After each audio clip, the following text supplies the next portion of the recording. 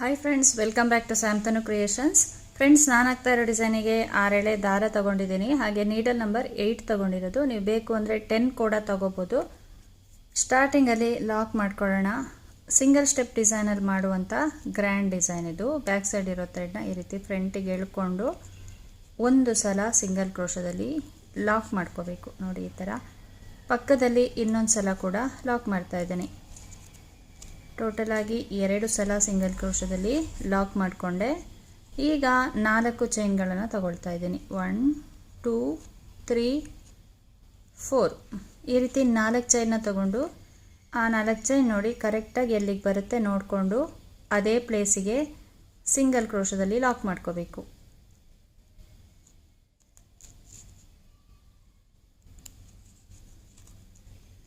ನೋಡಿ, ಈ ಥರ ಇಲ್ಲಿ ಕುಚ್ಚು ಕಟ್ಕೊಳ್ಳೋದು 4 ಚೈನ್ ಗ್ಯಾಪಲ್ಲಿ. ಈಗ ಇನ್ನೊಂದು ಸಲ 4 ಚೈನ್ನ ತಗೊಳ್ತಾ ಇದ್ದೀನಿ. 1 2 3 4 ಈ ರೀತಿ 4 ಚೈನ್ನ ತಗೊಂಡು ಇದನ್ನು ಕೂಡ ಕರೆಕ್ಟಾಗಿ ಎಲ್ಲಿಗೆ ಬರುತ್ತೆ ನೋಡಿಕೊಂಡು ಅದೇ ಪ್ಲೇಸಿಗೆ ಸಿಂಗಲ್ ಕ್ರೋಶದಲ್ಲಿ ಲಾಕ್ ಮಾಡ್ಕೋಬೇಕು. ನೋಡಿ, ಈ ರೀತಿ.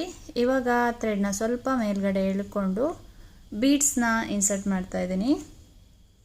ಅಂದರೆ ರಿಂಗ್ ಬೀಡ್ಸ್ ಒಳಗಡೆ ಈ ರೀತಿ ಕ್ರಿಸ್ಟಲ್ ಬೀಡ್ಸ್ನ ಇನ್ಸರ್ಟ್ ಮಾಡ್ಕೊಳ್ಳೋದು. ನೋಡಿ, ಈ ರೀತಿ ಇಟ್ಟು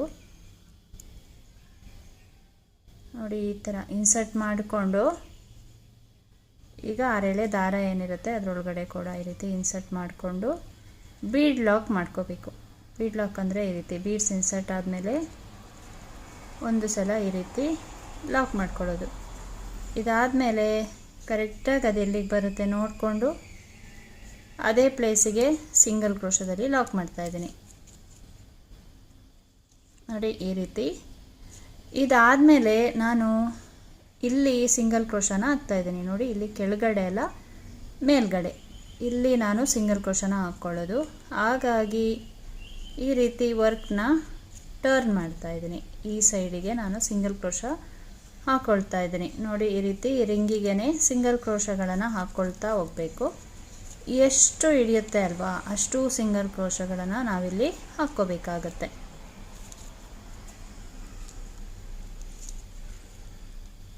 ನೋಡಿ, ಈ ರೀತಿ ಸಿಂಗಲ್ ಕ್ರೋಶಗಳನ್ನು ಹಾಕ್ತಾ ಹೋಗೋದಷ್ಟೇ.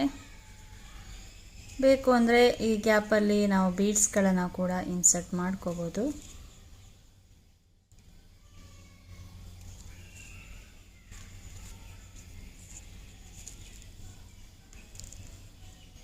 ನೋಡಿ, ಈ ರೀತಿ ಎಷ್ಟು ಫಿಲ್ ಮಾಡೋಕ್ಕಾಗತ್ತೆ ಅಷ್ಟು ಸಿಂಗಲ್ ಕ್ರೋಶಗಳನ್ನು ಫಿಲ್ ಮಾಡ್ತಾ ಹೋಗೋದಷ್ಟೇ. ನೋಡಿ, ಈ ಸೈಡ್ ಅಲ್ವಾ ನಾವು ಮಾಡಿದ್ದು.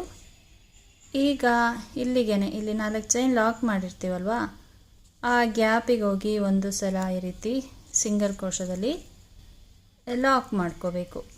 ಅಲ್ಲಿಗೆ ಈ ಸೈಡ್ ವರ್ಕ್ ಕಂಪ್ಲೀಟ್ ಆಗಿದೆ. ನೋಡಿ, ಈ ರೀತಿ. ಈಗ ನಾನಿಲ್ಲಿ 3 ಚೈನ್ಗಳನ್ನು ತಗೊಳ್ತಾ ಇದ್ದೀನಿ.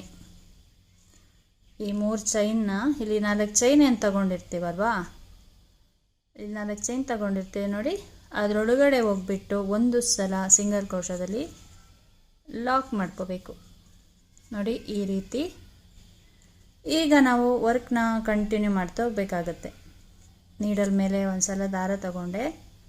ಈಗ ಈ ರಿಂಗ್ ಬೀಡ್ಸ್ ಒಳಗಡೆ ಹೋಗಿ ಒಂದು ಡಬಲ್ ಕ್ರೋಶನ ತಗೊಳ್ತಾ ಇದ್ದೀನಿ. 2ರಲ್ಲಿ 1 ಮಾಡ್ಕೊಳ್ಳೋದು ಮತ್ತು 2ರಲ್ಲಿ 1 ಮಾಡ್ಕೊಳ್ಳೋದು. ಈ ರೀತಿ ಡಬಲ್ ಕ್ರೋಶನ ತಗೊಂಡಾದಮೇಲೆ ಥ್ರೆಡ್ನ ಎಳ್ಕೊಂಡು ನಾನಿಲ್ಲಿ ಒಂದು ಬೀಡ್ಸ್ನ ಇನ್ಸರ್ಟ್ ಮಾಡ್ತಾ ಇದ್ದೀನಿ. ಈ ರೀತಿ ಬೀಡ್ಸ್ ಇನ್ಸರ್ಟ್ ಮಾಡಿ ಒಂದು ಸಲ ಬೀಡ್ ಲಾಕ್ ಮಾಡ್ಕೋಬೇಕು. ಅಂದರೆ ಬೀಡ್ಸ್ ಇನ್ಸರ್ಟ್ ಆದಮೇಲೆ ಒಂದು ಸಿಂಗಲ್ ಕ್ರೋಶ ತಗೊಳ್ಳೋದು. ಇದಾದಮೇಲೆ ನೀಡಲ್ ಮೇಲೆ ಒಂದು ಸಲ ದಾರ ತಗೊಂಡೆ. ಈ ಡಬಲ್ ಕ್ರೋಶ ಏನಿದೆ ಅಲ್ವಾ ಅದರೊಳಗಡೆ ಹೋಗಿ ನಾವು ಪಫ್ ಡಿಸೈನ್ನ ಮಾಡ್ಕೊಳ್ಳೋದು. ನೋಡಿ, ಈ ಥರ ಒಂದು ಸಲ ತಗೊಂಡು ಬಂದೆ, 2 ಸಲ ತಂದೆ, ಹಾಗೆ 3 ಸಲ, ಹಾಗೆ 4ನೇ ಸಲ ಈ ರೀತಿಯಾಗಿ ಥ್ರೆಡ್ನ ತಂದು ನಾವು ಆ ಕಡೆ ಇರೋ ದಾರನ ಇದ್ರ ಒಳಗಡೆಯಿಂದ ಪಾಸ್ ಮಾಡ್ಕೋಬೇಕು. ನೋಡಿ, ಇದ್ರೊಳಗಡೆಯಿಂದ ಈ ರೀತಿ ನಾವು ಪಾಸ್ ಮಾಡಿ ಹೊರಗಡೆ ತಂದರೆ ಇದು ಪಫ್ ಡಿಸೈನ್ ಆಗುತ್ತೆ. ಇಲ್ಲಿ ಒಂದು ಸಲ ನಾವು ಸಿಂಗಲ್ ಕ್ರೋಶದಲ್ಲಿ ಲಾಕ್ ಮಾಡ್ಕೊಳ್ಳೋದು. ಇದೇ ಥರ ಇಲ್ಲಿ ನಾವು ಟೋಟಲ್ ಆಗಿ ಒಂದು 5 ಪಫ್ ಡಿಸೈನ್ಗಳನ್ನು ಮಾಡ್ಕೋಬೋದು. 5 ಇಲ್ಲ ಅಂದರೆ 6 ಪಫ್ ಡಿಸೈನ್ಗಳನ್ನು ನೀಟಾಗಿ ಮಾಡ್ಕೋಬೋದು. ಇಲ್ಲಿ ಲಾಕ್ ಮಾಡಿದ್ವಲ್ಲ, ಈಗ ಏನು ಸಿಂಗಲ್ ಕ್ರೋಶದಲ್ಲಿ ಲಾಕ್ ಮಾಡೋದೇನೂ ಬೇಡ, ಡೈರೆಕ್ಟಾಗಿ ಇನ್ನೊಂದು ಪಫ್ ಡಿಸೈನ್ನ ತಗೊಳ್ತಾ ಇದ್ದೀನಿ. ನೀಡಲ್ ಮೇಲೆ ಒಂದು ಸಲ ದಾರ ತಗೊಂಡು ರಿಂಗ್ ಬೀಡ್ಸಿಂದ ಒಂದು ಡಬಲ್ ಕ್ರೋಶನ ತಗೊಂಡೆ. ಇದಾದಮೇಲೆ ಥ್ರೆಡ್ನ ಎಳ್ಕೊಂಡು ಒಂದು ಬೀಡ್ಸ್ನ ಇನ್ಸರ್ಟ್ ಮಾಡ್ತಾ ಇದ್ದೀನಿ. ಬೀಡ್ಸ್ ಇನ್ಸರ್ಟ್ ಆದಮೇಲೆ ಒಂದು ಸಲ ಬೀಡ್ ಲಾಕ್ ಮಾಡ್ಕೋಬೇಕು. ಇದಾದಮೇಲೆ ನೀಡಲ್ ಮೇಲೆ ಒಂದು ಸಲ ದಾರ ತಗೊಂಡು ಅದೇ ಡಬಲ್ ಕ್ರೋಶದ ಒಳಗಡೆ ಹೋಗಿ ಈ ರೀತಿ ನಾವು ಥ್ರೆಡ್ನ ಒಳಗಡೆಯಿಂದ ಹೊರಗಡೆ 4 ಸಲ ಪಾಸ್ ಮಾಡ್ಕೋಬೇಕಾಗತ್ತೆ. 4 ಇಲ್ಲ ಅಂದರೆ 5 ಸಲ ಕೂಡ ಆಗುತ್ತೆ. ಆದರೆ ಕರೆಕ್ಟಾಗಿ ಮಾಡ್ಕೋಬೇಕು. ಇಲ್ಲೇನಾದರೂ ಮಿಸ್ಟೇಕ್ ಆದರೆ ಮತ್ತೆ ನಾವು ಆ ಕಡೆ ಇರೋ ದಾರನ ಇದ್ರ ಒಳಗಡೆಯಿಂದ ತರೋದು ಕಷ್ಟ ಆಗುತ್ತೆ. ಹಾಗಾಗಿ ನಾವು ಕರೆಕ್ಟಾಗಿ ಮಾಡ್ತಾ ಹೋಗ್ಬೇಕಾಗತ್ತೆ. 1 ಸಲ, 2 ಸಲ, 3 ಸಲ, ಹಾಗೆ 4 ಸಲ. ನೋಡಿ ಈ ಥರ. ಈಗ ಆ ಕಡೆ ಇರೋ ದಾರನ ಇದ್ರ ಒಳಗಡೆಯಿಂದ ಪಾಸ್ ಮಾಡಿ ಈ ರೀತಿ ತಂದು 1 ಸಲ ಸಿಂಗಲ್ ಕ್ರೋಶದಲ್ಲಿ ಲಾಕ್ ಮಾಡಿಕೊಂಡ್ರೆ ಆಯಿತು. ಇದೇ ಥರ ನಾನು ಟೋಟಲ್ ಆಗಿ 5 ಪಫ್ ಡಿಸೈನ್ಗಳನ್ನು ಮಾಡ್ಕೊಳ್ತೀನಿ. ಫ್ರೆಂಡ್ಸ್ ನೋಡಿ, ಆರ್ಚ್ ಕಂಪ್ಲೀಟ್ ಆಗಿದೆ. ನಾನಿಲ್ಲಿ ಟೋಟಲ್ ಆಗಿ ಒಂದು 5 ಪಫ್ ಡಿಸೈನ್ಗಳನ್ನು ಮಾಡ್ಕೊಂಡಿದ್ದೀನಿ. ನೀವು ಬೇಕು ಅಂದರೆ 6 ಕೂಡ ಮಾಡ್ಕೋಬೋದು. ನೋಡಿ, ಸಿಂಪಲ್ಲಾಗಿ ಒಂದೇ ಸ್ಟೆಪ್ಪಲ್ಲಿ ಮಾಡುವಂಥ ಡಿಸೈನ್ ಇದು.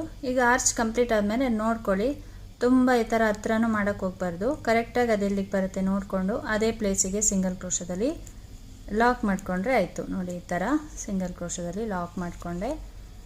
ಈಗ ನಾನು ಮತ್ತೆ 4 ಚೈನ್ನ ತಗೋಬೇಕು. ಅಂದರೆ ಈ ಗ್ಯಾಪಲ್ಲಿ ಕುಚ್ಚು ಕಟ್ಕೊಳ್ಳೋದು. ಒಂದೇ ಸ್ಟೆಪ್ಪಲ್ಲಿ ಈ ರೀತಿ ನಾವು ನೀಟಾಗಿ ಆರ್ಚ್ನ ಮಾಡ್ಕೋಬೋದು. ಈಸಿ ಇದೆ ಡಿಸೈನು. ಇಲ್ಲಿ ಲಾಕ್ ಮಾಡಿಕೊಂಡೆ ಅಲ್ಲ, ಈಗ 4 ಚೈನ್ನ ತಗೊಳ್ತಾ ಇದ್ದೀನಿ. ಈಗ ಎಲ್ಲಿಗೆ ಬರುತ್ತೆ ನೋಡಿಕೊಂಡು ಅಲ್ಲಿಗೆ ಸಿಂಗಲ್ ಕ್ರೋಶದಲ್ಲಿ ಲಾಕ್ ಮಾಡ್ಕೊಳ್ಳೋದು. ಆ 4 ಚೈನ್ ಗ್ಯಾಪಲ್ಲಿ ಕುಚ್ಚನ್ನ ಕಟ್ಕೋಬೇಕು. ನಾನು ಒಂದೇ ಆರ್ಚ್ನ ಮಾಡಿ ತೋರಿಸ್ತಾ ಇದ್ದೀನಿ. ಅಂದರೆ ಸಿಂಗಲ್ ಸ್ಟೆಪ್ ಡಿಸೈನ್ ಅಲ್ವಾ, ನೀವು ಒಂದು ಆರ್ಚ್ನ ಕಲಿತ್ರೆ ಬಾಕಿ ಆರ್ಚ್ಗಳನ್ನೆಲ್ಲ ಅದೇ ಥರ ಮಾಡ್ತಾ ಹೋಗೋದಷ್ಟೇ. ತುಂಬಾ ಈಸಿಯಾಗಿ ಮಾಡ್ಕೋಬೋದು ಡಿಸೈನ್ನ. ಹಾಗೆಯೇ ಇಲ್ಲಿ ಲಾಸ್ಟಲ್ಲಿ 2 ಚೈನ್ನ ಹಾಕಿ ಥ್ರೆಡ್ನ ಕಟ್ ಮಾಡ್ತಾ ಇದ್ದೀನಿ. ಫ್ರೆಂಡ್ಸ್ ನೋಡಿ, ಆರ್ಚ್ ಕಂಪ್ಲೀಟ್ ಆದಮೇಲೆ ಈ ಥರ ಕಾಣಿಸುತ್ತೆ. ನಾನು ಒಂದೇ ಆರ್ಚ್ನ ಮಾಡಿ ತೋರಿಸಿದ್ದೀನಿ. ಇಲ್ಲಿ 4 ಚೈನ್ ಗ್ಯಾಪ್ ಏನಿದೆ, ಇಲ್ಲಿ ನಾವು ಕುಚ್ಚನ್ನ ಕಟ್ಕೊಳ್ಳೋದು. ಇಲ್ಲಿ 4 ಚೈನ್ ತಗೊಂಡೆ ಅಲ್ಲ, ನೆಕ್ಸ್ಟ್ ಡಿಸೈನ್ ಕಂಟಿನ್ಯೂ ಮಾಡಬೇಕಂದ್ರೆ ಮತ್ತೆ 4 ಚೈನ್ನ ತಗೊಂಡು ಈ ಬೀಡ್ಸ್ನ ಇನ್ಸರ್ಟ್ ಮಾಡಿ ಮತ್ತೆ ನಾವು ಈ ರೀತಿ ಸಿಂಗಲ್ ಕ್ರೋಶದಲ್ಲಿ ಲಾಕ್ ಮಾಡಿಕೊಂಡು ಮತ್ತೆ 3 ಚೈನ್ನ ತಗೊಂಡು ಇಲ್ಲಿ ಲಾಕ್ ಮಾಡಿಕೊಂಡು ಈ ರೀತಿ ಪಫ್ ಡಿಸೈನ್ನ ಮಾಡ್ಕೊಳ್ಳೋದಷ್ಟೇ. ನೀವು ಕರೆಕ್ಟಾಗಿ ವಿಡಿಯೋನ ನೋಡ್ಕೋಬೇಕು, ಒಂದು ಆರ್ಚ್ನ ಯಾವ ಥರ ಮಾಡೋದು ಅಂತ. ಅದೇ ಥರ ನೋಡಿ ಡಿಸೈನ್ನ ಹಾಕ್ಕೊಂಡ್ರೆ ಆಯಿತು.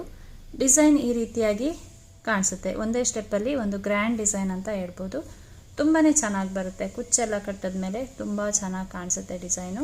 ಫ್ರೆಂಡ್ಸ್, ಈ ಡಿಸೈನ್ ನಿಮಗೇನಾದರೂ ಇಷ್ಟ ಆಗಿದ್ದರೆ ಒಂದು ಲೈಕ್ ಮಾಡಿ, ಶೇರ್ ಮಾಡಿ, ಕಮೆಂಟ್ಸ್ ಮಾಡಿ, ಹಾಗೆ ಸಬ್ಸ್ಕ್ರೈಬ್ ಮಾಡಿಕೊಂಡು ವಿಡಿಯೋನ ನೋಡಿ.